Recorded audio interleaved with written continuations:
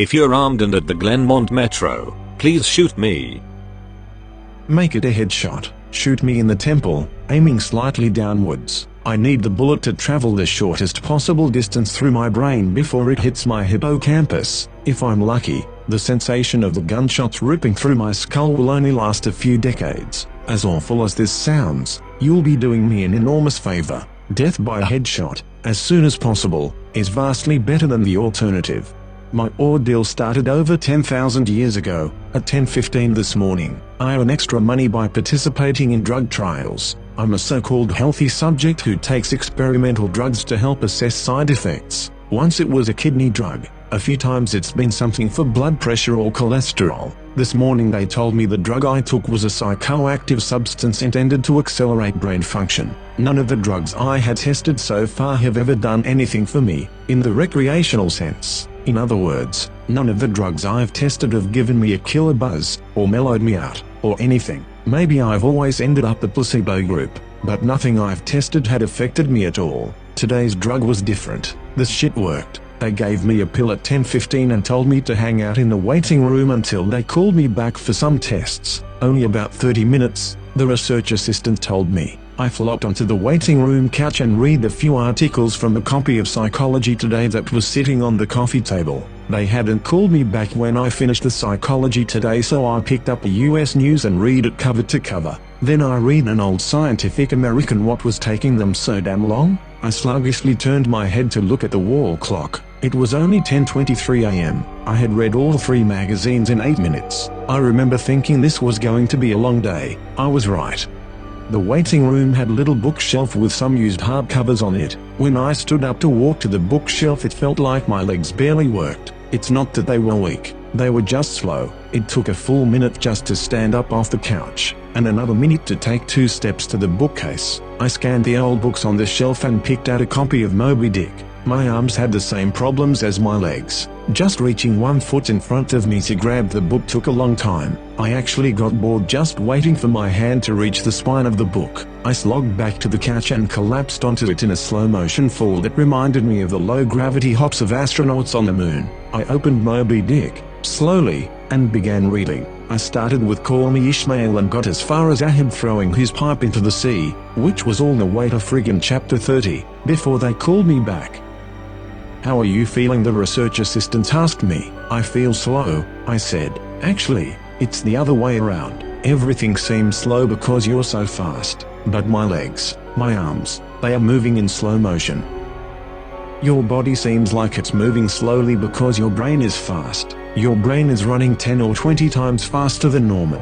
You're thinking and perceiving reality at an accelerated pace, but your body is still constrained by the laws of biomechanics. Frankly, you're moving much faster than a normal person." She pantomimed a jogging motion. "But your brain is running so much faster right now, that even your fast walk seems very slow to you." I thought about my slow motion flop onto the waiting room couch. Even if my muscles had slowed down, my body would still react to gravity the same way. But in the waiting room, I even fell in slow motion. Slow muscles couldn't explain why gravity seemed weaker. My brain was going at warp 10. That's how I managed to read 3 magazines and the first 30 chapters of Moby Dick in 15 minutes. They ran a series of tests on me. The physical tests were fun. They made me juggle 3 balls, then 4, then 6. I had no problem keeping 6 balls in the air because they seemed to be moving so slowly. It was boring, frankly, waiting for each ball to move through its arc so I could catch it with my slow-motion hands and toss it back into the air. They threw Cheerios in the air and I caught them with chopsticks. They dropped a handful of coins and I counted the total value before they hit the ground. The cognitive tests were less fun, but very illuminating. Finish a 50-word word search, 3 seconds. Solve an intricate maze drawn onto a poster-sized paper, 2 seconds. View a slideshow projected at 10 images per second and answer detailed questions about what I saw. 95% correct. They told me I measured over 250 on the Knopf scale. Apparently, that's deep into the superhuman range of thinking speeds. Then they sent me home. "It'll wear off in a few hours," they said, "which will seem like days to you. Try to use the residual effects to get some work done. Catch up on work emails while you're still in high-speed mode." The ride home was horrible. It was only 3 metro stops, and in real-world time, It only took about 35 minutes, but in my drug-accelerated hyper time, it felt like days. Just walking out of the medical research suite to the elevator seemed like it took an hour. I sprinted out of the office, willing my legs to push me faster, but the laws of biomechanics held me prisoner. As accelerated as my brain was, I couldn't do anything to make my legs work faster. The huge disconnect between my body and mind made it extremely difficult to judge how and when to slow down, turn, or rotate my body. I had basically turned into giant, slow-motion spaz. I misjudged my speed and rammed into the wall by the elevator button at a pretty good speed. Even though I could see the wall coming at me, I couldn't make my finger, outstretched to hit the elevator button, move away fast enough, and I jammed it against the wall. Hard. The pain was intense. If my brain had been running at regular speed, it probably only would have hurt for 30 seconds or so. But in my accelerated state, the intense pain seemed to last for half an hour, 45 minutes maybe.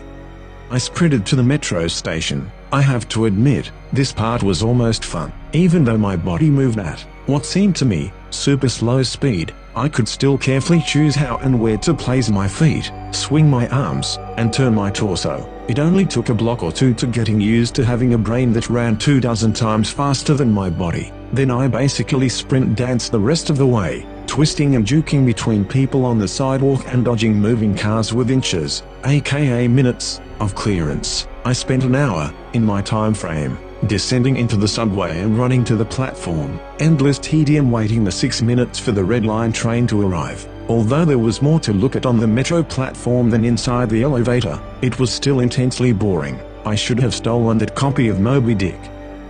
The red line train roared into the station in slow motion. The normally high-pitched squeal of its brakes was frequency shifted by my high-speed mind to a long low tone, like a monotone tuba solo. It wasn't just the squealing subway train that was 3 octaves lower than normal. All sound was slow to the point of near inaudibility. Voices were gone, shifted below the threshold frequency of my hearing. I did manage to hear a screaming baby on my subway car.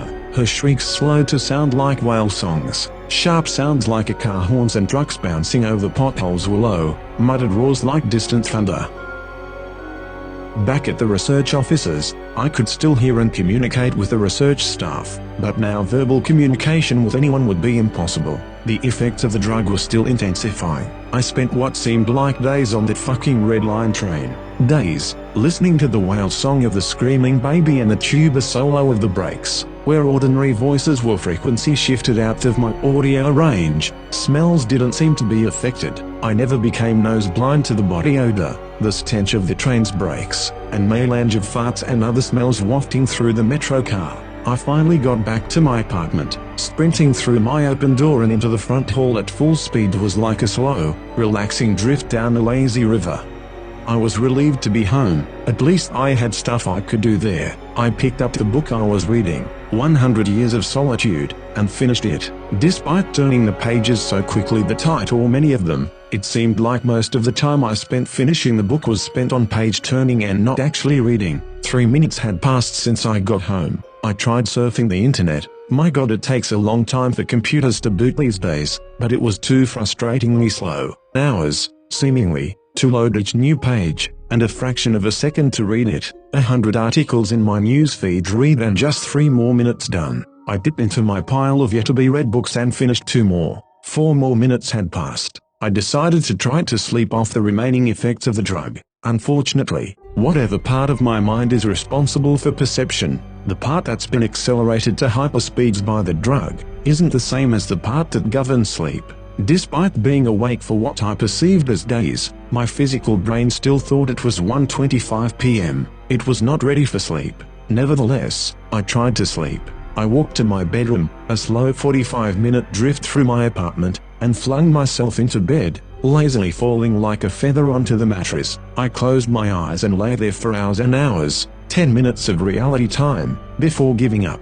Sleep would not come. I was facing what was going to feel like days, or maybe even weeks of being trapped in a slow-motion prison. So I took an Ambien. The sensation of the pill and the splash of water I used to swallow it sliding my throat was sickening. A lump that blocked my breathing, moving like a slug down my esophagus. I read a book. 10 minutes had passed. I read another. 18 minutes since I took the Ambien. I threw the book across the room in disgust at my situation. The book slowly pirouetted and spun through the air, like a leaf blowing in a breeze. It hit the wall with a long, faint rumble, the only sound I had heard for what seemed like hours, then drifted to the floor like a flip-flop sinking in a swimming pool. The force of gravity hadn't changed since I took the pill. The laws of physics were the same. It was just my perception of time that had gone wackadoo. This meant I could use the speed things seemed to fall as a way of judging the effects of the drug. Based on how long it took the book to drift to the floor, I estimated the effects of the drug were still intensifying.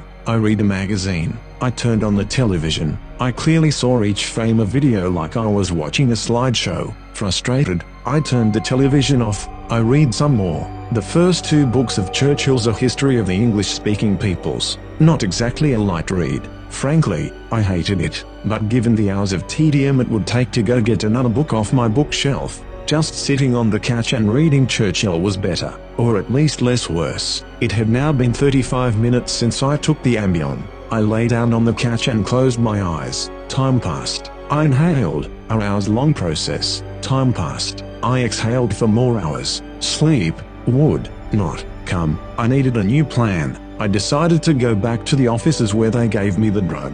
Maybe they would have something that could counteract its effects, or at least something to knock me out until it wore off. I exited my apartment as fast as possible, taking hours in my time frame to do so. I didn't even bother locking the door. It would have taken too long. Down the stairs. It's faster than the elevator if you run. Through the lobby, out the front door and onto the street. These few things felt like a long day at the office. Sprinting down the street, dancing and weaving between pedestrians with what must have looked to them superhuman dexterity. Down the first flight of stairs at the metro, across the landing, another hour, then onto the second flight of stairs. That's when the Ambien hit me. The Ambien didn't make me sleepy, not at all. Instead, it must have had a severe cross-reaction with the experimental drug I took this morning. I was bounding down the second flight of stairs, moving in slow motion, but still making perceptible progress. Then, wham, everything stopped. If you're armed and at the Glemont Metro, please shoot me. The dull roar of the street and metro noise ceased, replaced by the most perfect silence I've ever experienced. My downwards motion seemed to completely freeze. Before the Ambien kicked in, my perception of time was maybe a few hundred times slower than real time. After the Ambien took effect, time moved thousands of times slower. Every second seemed like days to me. Even just moving my eyes to focus on a new point was like an impossibly slow scroll across my visual field. Over the course of the afternoon, I learned how to walk, run, and jump when my mind ran hundreds of times faster than my body. But with another 4 or 5 orders of magnitude of slowdown caused by the Ambien, body control was almost impossible. I fell on the stairs. Even though I was all but frozen in mid-step, controlling my muscles was impossible. I commanded my foot forwards for hours, then backwards for hours more when it seemed like I would miss the next step. Hours attempting to adjust the angle of my ankle, then readjusting when it felt wrong. Despite these efforts, I rolled my ankle on the next step. The pain wasn't at all mitigated by the slowness. Hours of increasing strain on my bent ankle. The nerve signals that send pain into the brain must work differently than the nerves in my ear. Sonic energy was spread out over time, diluted until it was imperceptible. Pain flowed into my brain undiluted by the change in my perception of time. Hours and hours of increasing weight on my turned ankle turned into hours of increasing pain upon increasing pain. I pitched forwards, my high-speed mind completely unable to control my low-speed body. I drifted downwards for days, managing to rotate my torso enough to keep my head from impacting the ground first. I eventually landed on my right shoulder. At first the impact wasn't even noticeable. Then I felt a slight pressure in my shoulder as it came in contact with the ground. The pressure grew, bringing increasing pain. For hour upon hour, my shoulder finally gave out, popping out of its socket with an endless sickening tug. I came to a stop days later, crumpled onto the ground, staring at the ceiling, the pain in my shoulder still screaming with the intensity of a fresh violent injury. I had plenty of time to think during that fall. If every second seemed like days to me, then each minute of real-world time would be like years. Even if the drug cleared out of my system in the next 2 or 3 hours, this nightmare would seem to last centuries. By the time I hit the ground, I had a plan. I would somehow get to the platform and throw myself in front of the train. I twisted onto my hands and knees, days of my dislocated shoulder crying for relief. I misjudged my rotation and rolled onto my back. I tried again, collapsing onto my face as I tried to figure out how to control a body that moved slower than grass grew. Weeks of effort were finally rewarded with success. I stabilized on my hands and knees. If just getting on all fours was this difficult, I figured that walking or running was completely out of the question. So I crawled. I crawled through the metro tunnel. The dumb looks on the faces in the crowd lingered on me for weeks. I crawled under the turnstile and onto the escalator. The escalator spilled the rush hour crowd onto the platform at the same speed a glacier spills ice into the sea. I looked out over the crowded platform during my interminable downward ride. The train status sign said the next train wouldn't arrive for 20 minutes. 20 minutes was like a year to me. I'd have to spend a year on the metro platform, waiting to die. I crawled off the escalator, and during days of stupid expressions on the commuters' faces, I crawled a few feet to a concrete bench and curled up next to it, trying to find a position to lessen the pain in my shoulder. Then my problem with time got worse, impossibly worse. The massive slowdown on the stairs was just the beginning of the interaction between the experimental drug and the Ambien. It fully hit me while I was curled up by the bench. I blinked. Years of darkness followed. Sound was already gone, and with my blink, sight was gone as well. All that existed was the pain from my fall. My hyper-accelerated mind wasted no time compensating for the lack of sensory input. Voices spoke to me. They sung to me in languages that never existed. Patterns and faces and colors came and went in my mind's eye. I recalled my whole life, and imagined living another. I forgot English. I settled into a profound despair. I spoke to God. I became God. I imagined a new universe and brought it to life with my thoughts. Then I did it all again, and again. My eyes opened with geologic slowness, a faint glow, weeks, a slit of light, weeks, a narrow view of the metro platform, ankles of the commuters near me and an advertisement on the opposite wall. I extracted my phone from my pocket, a project that spanned decades. How can I even explain the boredom? The pain in my shoulder is nothing compared to the boredom. Every thought I can think, I have thought hundreds of times already. The view of ankles and advertisements never changes. Never. The boredom is so intense it's tangible, like a solid object of metal and stone wedged into my skull. Inescapable. What are my options? If I crawl and fall onto the tracks without an oncoming train to crush me, I won't die. I'll experience even more pain from the 4-foot fall, but I'll most likely be rescued by some do-gooder on the platform and unable to act when the train finally does arrive. My suffering in that scenario will be endless. So I wait for the train, so I can throw myself under it. When it finally hits me, I will experience the pain of being ripped to pieces for centuries until finally, the light of life leaves my brain, and my experience ends. I've lived hundreds of lifespans at the foot of this bench. I am far older, in spirit, than any human who has ever lived. Most of my life experience has been a snapshot of pain huddled on the floor of a subway platform, with an unchanging view of ankles and advertisements. This post is my plan B, my Hail Mary, my long shot. I've spent lifetimes typing and posting this message in the hope that someone will read it and become convinced that my suffering must end. Someone on this platform right now. Someone who will find the man curled under the bench, the man who crawled down the escalator, and kill him as swiftly as possible. A bullet to the temple. If you're armed and at the Glemont Metro, please shoot me.